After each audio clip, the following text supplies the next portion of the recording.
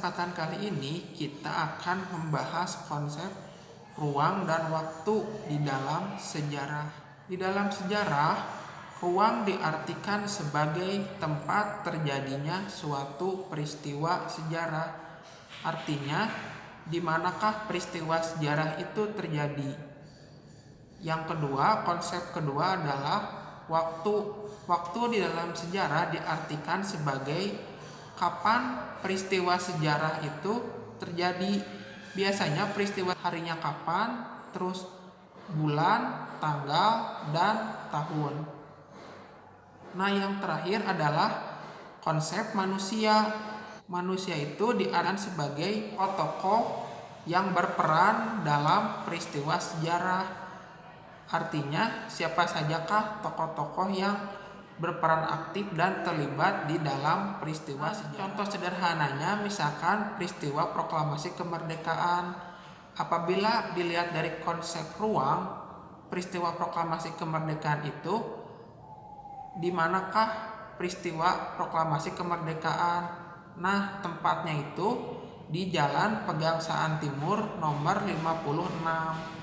Nah, itu konsep dari ruang. Selanjutnya, konsep dari waktunya, kapan peristiwa proklamasi kemerdekaan terjadi.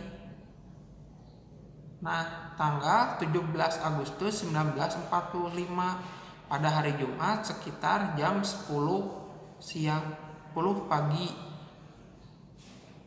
Nah, yang terakhir, konsep manusia itu ialah orang-orang yang terlibat atau berperan aktif dalam peristiwa sejarah. Siapakah orang-orang yang terlibat dalam peristiwa sejarah itu? Ialah Soekarno, Muhammad Hatta, terus Ahmad Subarjo, dan lain sebagainya. Nah, itu contoh tentang konsep ruang, waktu dan waktu dalam sejarah.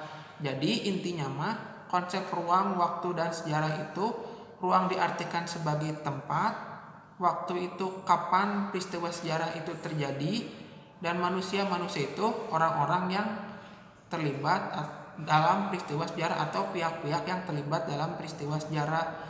Jadi antara konsep ruang, waktu, dan manusia di dalam suatu peristiwa sejarah itu tidak dapat dipisahkan.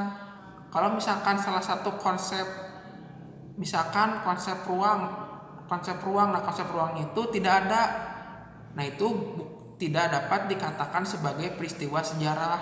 Atau misalkan di konsep waktunya itu nggak ada, nah itu bukan dikatakan sebagai peristiwa sejarah. Jadi peristiwa sejarah itu harus ada 3 konsep: ruang, waktu, dan manusia. Nah, itu saling berkaitan. Demikian pembelajaran yang telah Bapak sampaikan. Mohon maaf apabila ada kesalahan. Wassalamualaikum warahmatullahi wabarakatuh.